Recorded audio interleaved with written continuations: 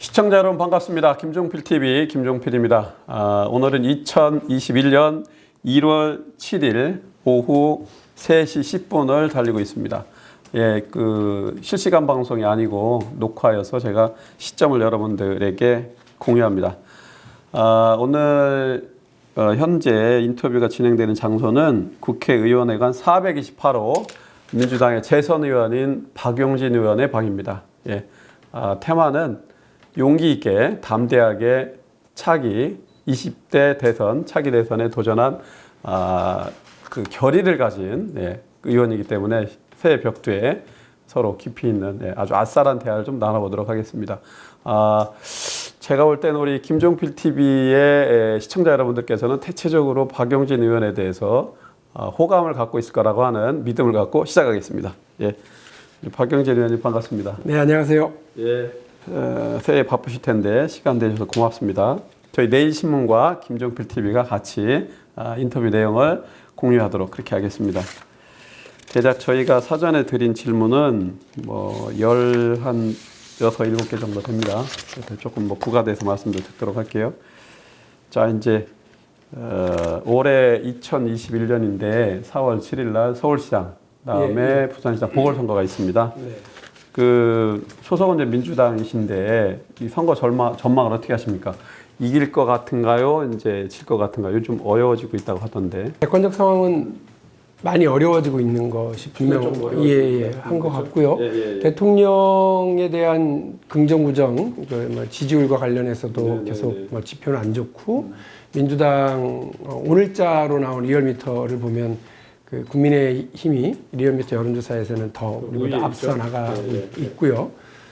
그런 상황입니다. 그리고 다른 신년 여론조사들을 봐도 민주당 여당 후보를 지지하겠다는 의사보다는 야당 후보를 지지해서 정권 심판에 힘을 쏟겠다라고 하는 의사가 더 많은 것으로 나와 있기 때문에 객관적 지표가 어려운 건 사실이죠. 그러나 이겨야 하는 선거인 겁니다.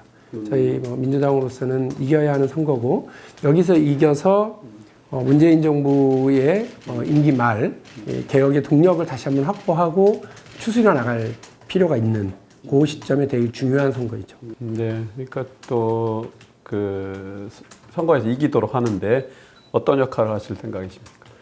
저희가 당의 변화 그리고 혁신에 대한 이야기를 좀 많이 하려고 해요. 민주당에 실망하신 분들이 있으실 겁니다.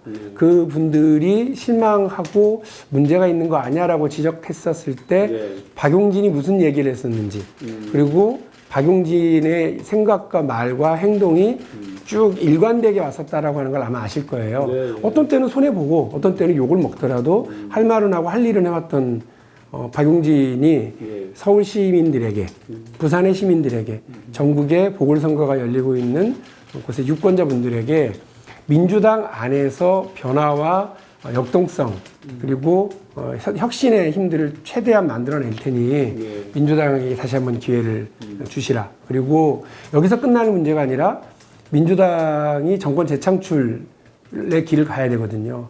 왜냐하면 저희가 내세웠었던 많은 사회개혁의 과제들, 그다음에 공정경제에 관련한 과제들, 이런 부분들은 사실 5년 임기 내에 끝날 수가 없습니다. 대한민국이라고 하는 큰 나라, 대한민국이라고 하는 복잡한 이해관계가 얽혀있는 이런 사회 공동체에서 한 번의 집권, 5년의 단기 집권을 통해서 사회 구조가 저 기층에서부터, 기층의 하부 구조로부터 상부 구조까지 바뀌어내기는 쉽지 않기 때문에요. 최소한 2번의 연속 집권 정도의 기간이 있어야 실질적인 제도의 변화, 사회 구조의 변화를 끌어내고 국민 삶의 구조적 변화를 만들어낼 수 있을 것이라고 저는 봐요. 그래서 이런 기회를 주십사하고 민주당의 변화와 또 역동성에 대한 열정은 제가 이렇게 담보할 테니 도와달라고 열심히 말씀드리고 다녀야죠. 연대보증이시네요. 정치적으로. 그리고 최근에 이제 민주당 대표이신 이낙연 당대표가 이명박, 박근혜 전직 대통령 사면을 이제 제기를 했습니다. 그러니까 공론화를 했는데 이제 대통령이 이제 특별 사면권을 갖고 있지 않습니까? 문재인 대통령은 어떤 결정을 하시는 게 적절하다고 보십니까? 뭐 어떨 거라고 얘기하시는 것까지 포함해서. 대통령께서 고민을 하고 있는 사안일 거라고 저는 봐요. 네. 이건 뭐 어쩔 수 없이 그 권한을 가진 사람이 그 권한에 대한 행사 여부를 거의 그 100% 독점적으로 고민을 해야 되고 전적으로 고민해야 되거든요. 네. 책임 있게 고민해야 되니까 대통령께서 그 부분에 대한 고민 당연히 있으실 거다. 네. 그리고 대한민국의 모든 대통령 후보로 나서려고 하는 사람은 대통령에게 헌법이 부여하고 있는 그 권한, 사명권이라고 하는 법치 체계를 완전히 무너뜨릴 수도 있고 그것으로부터 자유로운 초월적 권한이잖아요. 네. 이걸 어떻게 행사할 것인지에 대한 자기 기준이랑 고민은 당연히 있어야 된다고 봅니다. 그런 의미에서 이낙연 대표도 잠재적 대선 주자로서 자신의 고민을 일단을 드러낸 거라고는 이해를 해요. 그러나 지금의 적절한 타이밍이었는지에 대한 부분은 아마 그 최고위원회, 긴급 최고위원회를 통해서 정리된 것처럼 한 발 뺀 거죠. 한 발 뺀 건데 지금 타이밍에 사면에 대한 얘기로 당 내에서 그리고 국가적으로 일정한 그 정치적 논란을 벌일 만한 타이밍이었는지에 대해서는 아쉬움이 좀 남아요.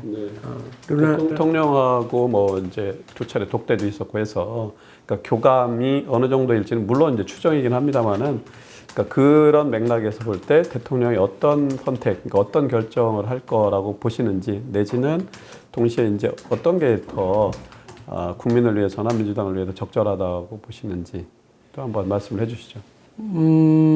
저는 뭐 우리 사회가 통합적 방향으로 가야 된다라고 하는 건 제가 계속해서 말씀을 드렸던 건데요. 통합이라고 하는 게 그런데 우리 약간 이렇게 뭐 착각들하는 경우가 있는데요. 진정한 사회 통합이라고 하는 건 계층 간 통합이에요. 그래서 어떻게 보면 우리 사회가 계속해서 벌어지고 있는 사회 불평등의 격차가 더 심해지고 있고 양극화가 심해지고 있고 자산 격차는 더 강해지고 있는 그리고 기회 불균등이 더 심화되고 있는 이 상황을 어떻게든 좁혀나가기 위해서 법과 제도를 어떻게든 바꾸고 사회적인 그 분배를 어떻게 해낼 것인지를 고민해야 되거든요. 이걸 하는 데가 어디냐면 정치입니다. 그러니까 그 우리가 집중해야 된 본론은 사회 양극화를 극복하기 위한 우리 공동체를 더 강화하기 위한 이 통합, 이을 위해서 정치권이 그 에너지를 낭비하지 말자라고 하는 의미에서 진영 간 통합을 얘기하고 보수 진보가 서로 좀 이렇게 힘을 모아보자라고 얘기를 하는 건데 이 본론은 없어지고 이 본론은 없어지고 정치권끼리만의 어떤 다툼만 좀 그만해보자라고 얘기한다면 그건 아무 의미가 없는 거예요.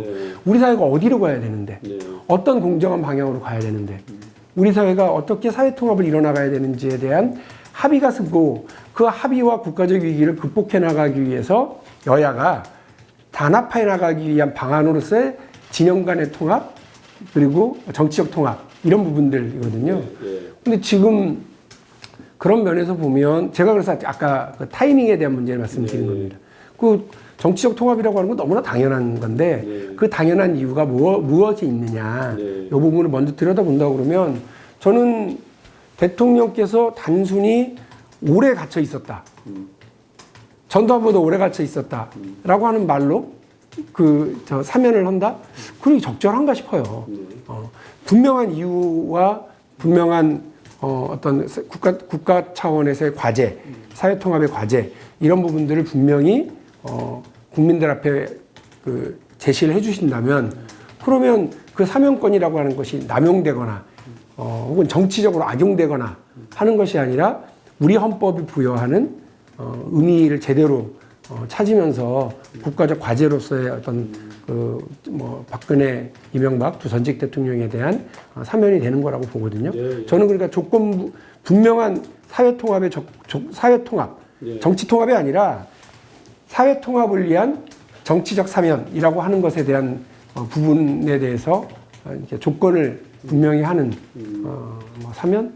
좀 이견 있으신 거네. 그러니까 말하자면 좀 비판적인 입장 갖고 계신 걸로 이해가 좀 되는데, 그러니까 시기도 뭐 새해 벽두에 온당했는지의 측면도 하나 있고, 또 본질적으로는 헌법 정신에 비춰볼 때도 사실은 그 민생이라든가, 그러니까 사회적 대통합, 그러니까 국민의 기초에서 하기보다는 어떤 정치권이나 상층의 또 내지는 진영 간의 휴전 내지는 또 일종의 이제 당장 이런 데 비중을 둔 거는 당장 언론에서 이게 왜 지금 이 시기에 사면이지? 에 대해서 정치적 해석만 난무하지. 그렇잖아요. 네. 정치적 해석만 난무하지. 국가적 과제를 이렇게 해결하기 위해서 힘을 모아야지. 여야가 이런 걸 합의했으니까 같이 나가야지. 이런 게 지금 안 되는 차원에서 네. 뭐 마치 그런 해석까지 나왔어요. 네. 그런 해석까지 나왔어요. 6.29 선언 이후에 DJ하고 IS를 사면에 정치적으로 이렇게 열어주면서 야권 분열을 형성했었던 거랑 똑같이 야권 분열을 위해서 이렇게 하는 거 아니냐라고 네, 하는 뭐 그런 기사와 해석까지 나왔었으니까 네. 저는 이낙연 대표가 정말 고민 끝에 이 부분을 제시했었을 거라고 믿고 있고 언젠가는 이거는 아까 말씀드린 것처럼 대통령 후보들에게 그리고 대통령에게 이 부분에 대한 답을 요구할 거예요. 지금부터 계속해서 언젠가는 건너야 될 강이긴 하지만 그 시기와 그 전제 조건 저는 그 전제 조건도 뭐 당사자의 반성과 그다음에 당원의 의사가 중요하다. 저 그렇게 생각하지 않아요. 그렇게 하는 건 너무 정치적이고 자의적이잖아요. 네. 국가적 과제가 뭔지를 제시하는 건 리더의 역할이거든요. 네. 그것을 제시하고 그것을 위한 사면. 김대중 대통령이 전두환 노태우를 사면하자고 제안했었을 때 대한민국은 거의 망하기 직전이었다고요. IMF라고 하는 초유의 그런 사태를 겪으면서 온 국민이 이 나라 망하는 거 아니냐고 얘기하면서 힘들어했고 그리고 당사자였던 김대중 대통령은 얼마나 피눈물이 나겠어요.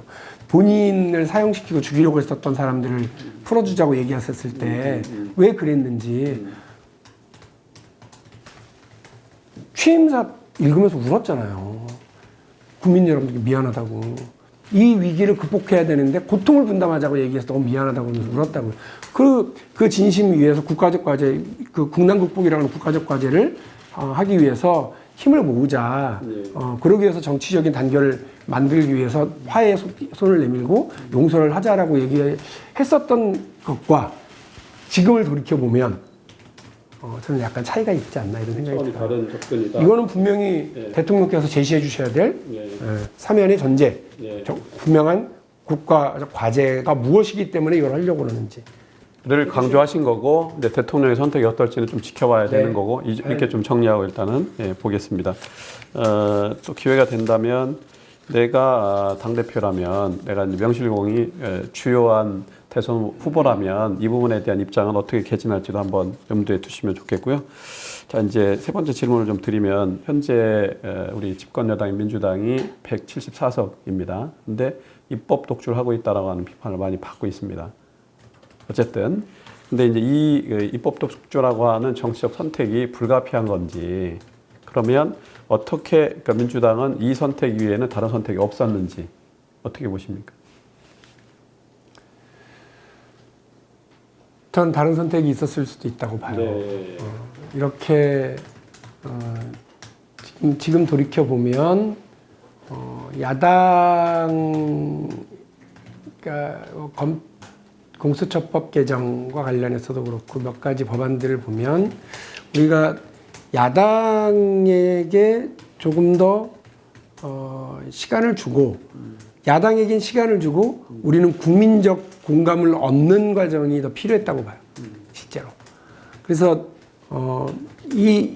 지금 그동안의 국회 운영이라든지 이런 데를 독선이라고 하는 프레임이 가둬놓으려고 하는 저는 김종인 대표의 이제 뭐 큰 그림 작전 이런 게 있었다고 보거든요. 그러니까 그냥 18개 상임위 다 가져가라. 난 모르겠다. 이러면서 해버리고 되게 무기력 작전인 것 같지만 실제로는 자꾸 그렇게 여당을 독주하도록 만드는 거였다고 저는 지금 평가하거든요. 네. 그래서 결과론적으로 보면 야당에게 시간을 준다라고 하는 건 야당에게 주는 게 아니거든요.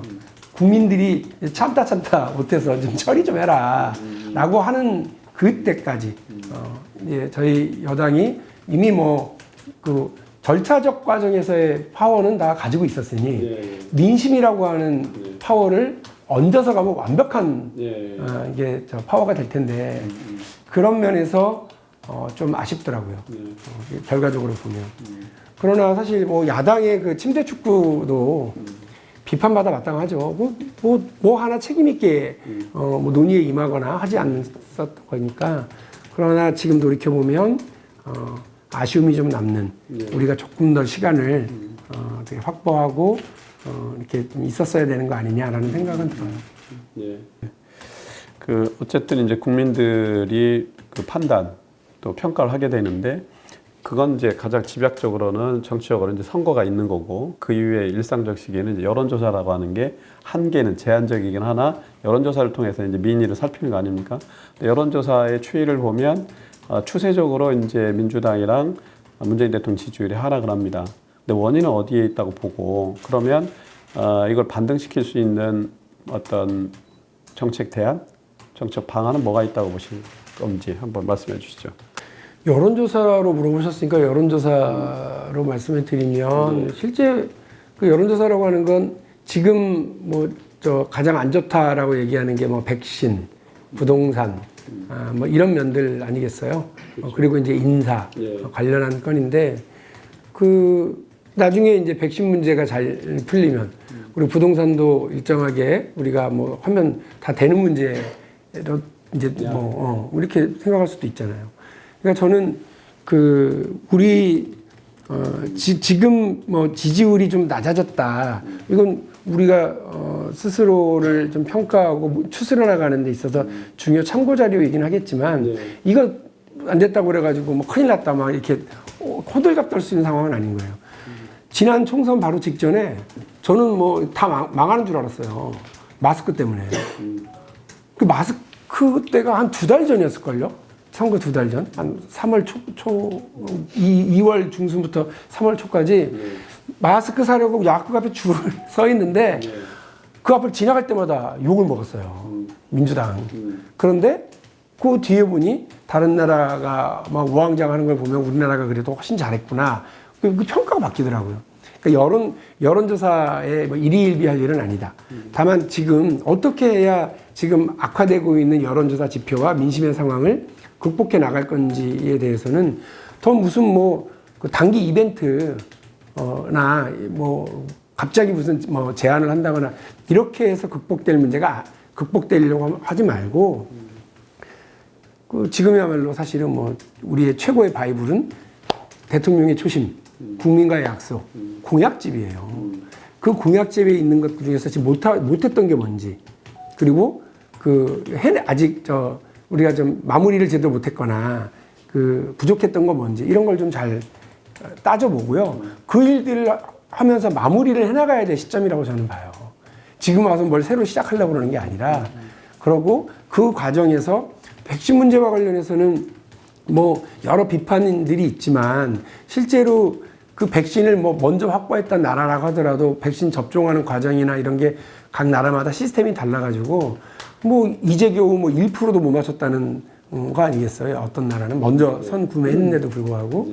근데 뭐 대한민국 그 이제 이 시스템이 훨씬 더 잘 돼 있으니까 백신이 늦게 들어오더라도 접종 속도 그리고 뭐 국민 집단 면역을 만들어 나가는 속도는 훨씬 빠를 수도 있는 일이고 이런 거를 나중에 국민들이 보시게 되면 백신의 부작용이라든지 이런 부분들에서 정부가 우려하고 있는 바를 조금이라도 좀 덜 하면서 갈 수 있는 것으로 확인이 된다고 그러면 이런 비판들은 줄어들 거라고 저는 보거든요.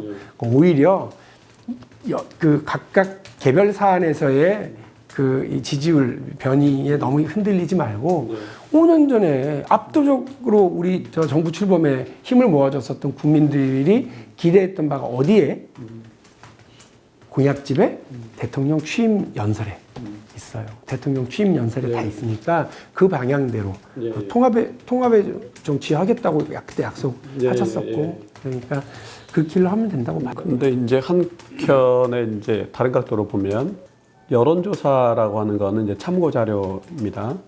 근데 이제 그 참고 자료가 왜 중요하냐면 이제 민의가 표출되고 민심의 요구가 어떤지를 한번 그 가늠하는 변별하는 어떤 하나의 근거가 되기 때문이라는 측면이고 말씀하신 부분에서 또 다른 각도에서 보면 어쨌든 결국은 대전제가 국민의 뭐 취임 선서에서도 얘기하니까 헌법에도 나와 있고 국민의 생명과 재산을 지키는 게 이제 최고 통수권자의 그러니까 최고 지도자의 책무입니다. 뭐 대통령 중심제니까 대통령이 그런 어떤 그 노선과 가치를 중시하는데 그러면 국민의 생명과 재산 또 경제적인 어떤 어려움을 극복하는 거 뭐 이제 인사가 그걸 잘 실현하는 방책 중에 하나인데 자 이제 그게 기조가 있는데 그게 공약에 반영을 했고 그걸 실천하면서 이제 우리 그 말하자면 문재인 정부가 이제 옵니다.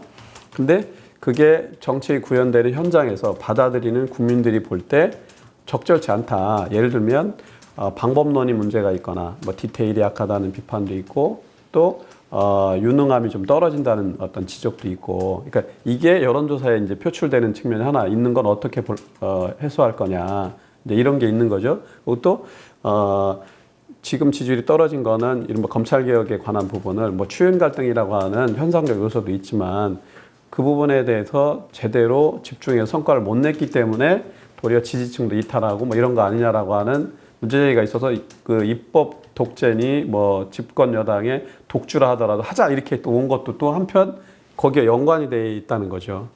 자, 그러면 어떻게 그럼 지지율을 반등시킬 거냐. 그러니까 지지율을 아예 배제하거나 무시하고 갈 수는 또 없는 거 아닌가. 이 부분에 대한 문제 제기에 대해서는 어떻게 답변을 하실 수 있으신지요? 뭐 저는 말씀하신 것처럼 뭐 이른바 추윤 갈등이나 이런 부분들은 되게 저희가 잘못됐다고 봐요. 윤석열 총장 이렇게 혼내주는 게 검찰개혁의 유체가 아니잖아요. 그렇죠.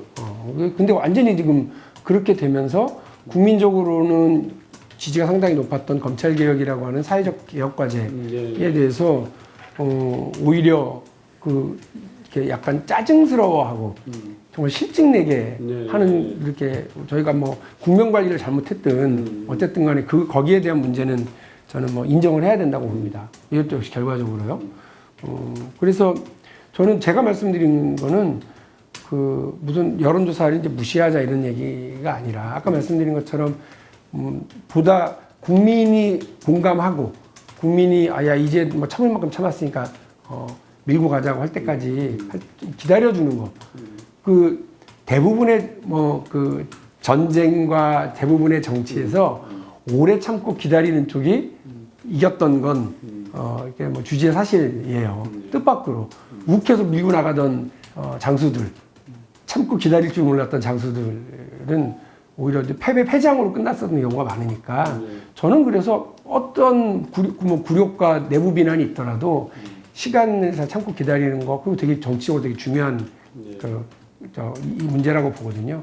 그러면서 그 비난이 야당에게 쌓이고 빨리 책임 있게 처리하라고 하는 촉구가 여당의 힘으로 쌓인 때를 좀 기다렸어야 되는데 그렇지 못했던 거 아닌가라는 말씀을 드린 거고요. 그렇게 갈무리를 하도록 하겠습니다. 그리고 이제 최근에 이제 가장 이슈가 되는 중대재해기업 처벌법 또 공정거래법 이런 걸 보면 민주당이 좀 정부가 특히 기업 쪽에 좀 기울어진 거 아니냐라고 하는 비판이 일각에 있습니다. 이런 비판에 대해서는 어떤 입장을 갖고 계십니까? 답답한 노릇이죠. 저기 공정거래법 개정안 할 때도 전속고발권은 느닷없이 쏙 빠져가지고 통과되는 야당이 야당이 그 법안에 뭐 들어와가지고 뭐 하는 것도 아니고 우리가 대통령 공약에 있었던 사항, 심지어는 박근혜 대통령 공약에도 있었던 사항을 이제 드디어 우리가 통과시키려고 그러는데 우리 당론인데 그건 쏙 빼고 통과시키더라고요. 어떻게 이런 일이 벌어지지? 아니, 진짜 화가 나죠. 그리고 상법 개정안과 관련해서도 역시 중요한 사항들 그냥 빼고 뭐 이렇게 통과시키는 모습들을 보면서 야, 대한민국의 여전히 가장 힘센 재벌들이구나. 재벌들의 이 강력한 로비력, 강력한 영향력 이런 것들이 어디선가 작동하고 있는 건가 하는 생각을 했고요. 또 저는 민주당에게 부족한 게 뭐냐. 저 이런 문제에서는 기득권 세력, 그다음에 대한민국에 지난 70년 동안 쌓여왔던 주류, 돈 있고 힘 있고 빽 있는 사람들의 질서, 이 부분을 과감하게 넘어서려고 하는 용기는 부족하다고 봐요. 그래서 이런 면에서는 왜 이렇게 이런 주류, 정말 힘센 주류 세력들, 경제적인 권력을 쥐고 있는 집단들, 혹은 기업의 이익보다 총수의 이익을 앞세우려고 그러는 사람들, 이런 사람들과 맞서는 데는 주저주저하고, 정치적으로는 어떤 때는 무모할 정도로 막 밀고 나가면서 그러는가. 그러니까 뭐 양쪽도 다 봤고 현장도 아주 그러니까 그게 실제적으로 막 작동된 현장에서도 이제 보셨는데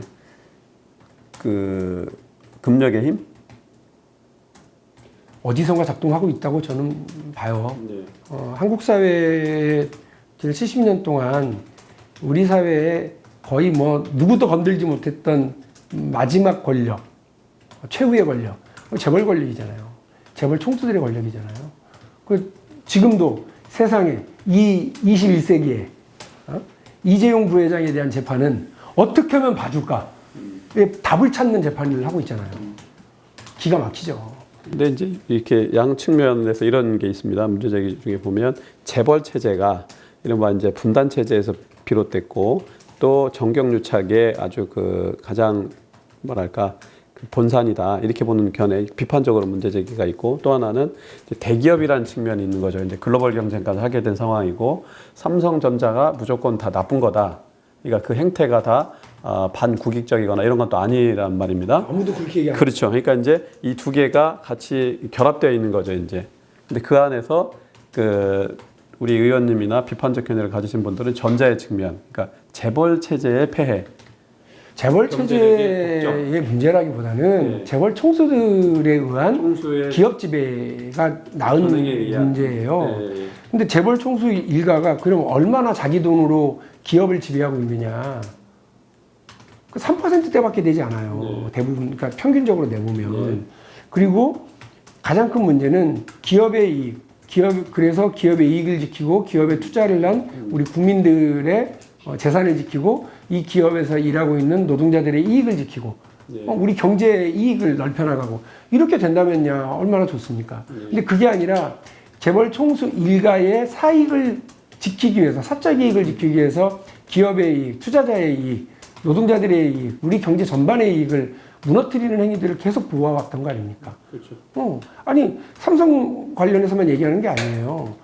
그 잘못된 투자, 잘못된 선택을 일방적으로 했었던 금호그룹의 결과로 금호 총수 일가만 피해를 봤어요. 그분들이 무슨 피해를 얼마나 받는지 모르겠는데 그로 인해서 그 종업원들, 노동자들이 얼마나 큰 고용불안과 어려움을 겪는지, 그리고 투자자들이 얼마나 큰 고통을 갖는지, 우리 경제가 얼마나 큰 부담을 갖는지, 우리 국민들이 거기다 세금을 얼마나 갖다가 부어야 되는지 이런 게 다 이 부담으로 오잖아요. 그런데 그 재벌 총수가 엉뚱한 투자, 엉뚱한 기업 인수합병을 할 때 누구 하나 거기에 대해서 그 이사회에서 반대를 하거나 문제 제기를 하거나 그런 사람이 있었습니까? 이 이사회를 바로잡자고 그랬는데 상법 개정을 하려고 그랬더니 그거 안 된다고 난리를 치고 무슨 큰 대한민국에 큰 혼란이 올 것처럼 금호그룹처럼 대우처럼 두산처럼 그렇게 혼란을 일으켰었던 의사결정 과정이 어디 있습니까? 삼성처럼 이렇게 혼란하게 만드는 우리 경제에 부담을 줬었던 경우가 어디 있어요? 근데 이게 이른바 두산, 삼성, 금호, 대우 이 기업이 저지른 게 아니라 이 기업의 일방적인 의사결정을 그야말로 좌지우지했었던 그 총수들이 일은 저지르고 아무런 책임 안 졌잖아요. 총수 일가의 전행. 네. 이거를 바로잡기 위해서 이른바 합리적 경영, 합리적 견제 이거를 하기 위해서 기업의 민주적 운영 이런 걸 하자고 한 건데 아니 마치 이렇게 되면 무슨 반기업적인 되게 혼란이 벌어질 것처럼 하고 그런 엉뚱한 얘기를 하고 그 얘기가 느닷없이 야당과의 협상 과정도 아니고 우리끼리 단독 이렇게 통과시키는데 그걸 반영시킨다? 그걸 저는 용기 없는 행동이라고 보는 거예요, 민주당이. 기득권 주류 질서를 형성하고 있고 우리 경제에 가장 큰 부담으로 작동하고 있는 바로 그들, 바로 그 사람들. 아우성과 불만과 이런 거를 넘어설 용기. 그러니까 박용진 의원이 있다. 저는 그렇게 저는 그렇게 실천해왔다 이제. 저는 그렇게 실천을 평가를 했으니까 그런 용기는 가져야 된다 우리가. 사실은 이제 우리가 IMF 체제도 그 영향 중에 하나가 또 있는데 사실은 이제 김대중 정부가 들어서는 것도 국민들의 그런 요구가 배경이 됐고, 근데 그 당시 김대중 대통령이 제기했던 이른바 재벌 개혁, 사실 본질적으로는 재벌을 개혁해서 더 좋은 재벌을 만들자는 게 아니라, 그러니까 낡고 수구적인 어떤 아까 얘기했던 그런 재벌 총수의 행태를 극복할 수 있는 재벌을 뭐 해체하는 그런 체제를 그렇게 해서 글로벌 경쟁력이 있는 대기업을 만든다든가 이런 방향성을 갖고 가는 건데, 지금 이게 재벌 해체를 주장하면 이게 이제 약간 국가보안법 위반하는 정도의 그 범주로 보는 게 현재 아직도 그 온전하고 있는 게 이제 현실이다. 그것도 또 민주당은 개혁을 주창하고 민주진보 개혁에 이제 선봉해 있다 이런 건데, 지금 벌어지고 있는 행태나 현실은 아까 지적하신 대로가 아직도 잔존하고 있는 거죠. 그 현실을 이제 극복을 해야 된다 이런 주장을 하시는 거고 또. 네. 뭐 저는 우리 기업들이 그 글로벌 시장에서 더 이렇게 경쟁력을 갖춰서 해외 기업들하고 경쟁을 하려면 오히려 더 투명하고 그렇죠. 우리 사회도 신뢰 자본을 많이 쌓는 쪽으로 가야 되지. 재벌 총수의 이익을 위해서 심지어는 자기의 주주를 한 주도 가지고 있지 않은 사람을 해서 충성을 하는 이상한 구조. 삼성물산의 이재용 부회장은 단 한 주도 없었어요. 근데 이 사람의 이익을 위해서 그 삼성물산의 이사들이 일사불란하게 움직이는 거, 이거 어떻게 해명을 해야 됩니까? 이들이 충성을 해야 되는 건 삼성물산의 구주주들 아니에요. 삼성물산이라고는 기업의 이익이었잖아요. 근데 이 기업의 이익과 투자자들의 이익을 완전히 반하는 행위들을 하고, 이걸 가지고 이렇게 나중에 잘했다고 칭찬받고, 통합 삼성물산이 만들어지고 나서 더 한 자리씩 해먹고, 이런 게 범죄죠. 반기업적인 행위는 바로 이런 거라고 저는 봅니다. 저는 삼성전자 같은 좋은 기업 5개 이상 만들어야 된다는 게 제 생각이에요. 저 한 개 가지고는 안 된다고 봐요. 5개 이상 그런 기업들을 만들기 위해서 오히려 혁신적인 기업들의 길을 열어주고 혁신의 골드러시를 만들어 나가는 게 박용진이 정치를 하면서 만들어 나가야 될 그 길이라고 저는 생각을 하거든요. 도전할 수 있도록 열어줘야죠. 박정희 때 그 경부고속도로 깔아서 산업화의 길을 열었던 것처럼, 김대중 대통령 때 초고속 인터넷 고속도로 깔아서 정보와 대국의 길을 깔았던 것처럼 혁신의 골드러시를 위해서 혁신의 고속도로 깔아야죠. 그렇게 해서 뭐 지금 삼성전자 같은 기업을 더 막 크게 열어주고 카카오, 네이버, 셀트리온, 넷마블 이런 데가 더 적극적으로 투자하고 더 상장하고 커나갈 수 있도록 만들어주는 게 정치가 할 역할이지, 있는 기업들, 기업 총수들 이익 지켜주기 위해서 주저주저한다? 용기 없는 행동이라고 봐요. 그래서 정치에 도전하신 거고, 또 다시 대통령 선거에, 그러니까 대통령의 역할을 통해서 대한민국을 개조하고 아까 말씀하신 그런 방향과 철학으로 이 나라를 이끌고 싶은 그런 의지가 있으셔서 지금 그 출마에 대한 준비, 뭐 이런 의지를 갖고 계신 걸로 이해하면 될까요? 네, 한국 지금 강조하신 게 가장 핵심인 것 같아요. 대한민국이 한 70년 동안 잘해왔어요. 그 잘해오는 와중에 대기업 재벌 체제를 중심으로 한 경제 구조가 정말 이 재벌 체제가 좋아서가 아니라 정말 그 천만 다행으로 여기까지는 잘 왔다고 쳐요. 근데 앞으로도 잘할 거야? 전 그렇게 안 봐요. 재벌 대기업 체제들도 엄청난 자기 혁신을 해야 되고요. 여기 안주하면 안 돼요. 그리고 새로운 도전자들이 도전할 수 있도록 혁신 기업들, 스타트업들이 더 많이 도전하고 성장할 수 있도록 길을 열어주고 해야 되는 걸. 아까 말씀드린 것처럼 산업화를 열었던 건 박정희 대통령 시절에 여러 가지 결단과 이런 노력이 있었고, 김대중 대통령이 다들 욕할 때, 아니 애들 게임하라고 그러면 초고속 인터넷 고속도로 까냐. 그럴 때 그거 무려 10년 동안 80조를 쏟아붓겠다고 하는 그 대결단을 해가지고 이 길을 열었다고요. 정치가 뭔가 결단을 하고 승부를 걸어야 된다고 생각할 때 지금까지 해왔던 게 잘 됐다고 여기 안주하면 안 되는 거죠.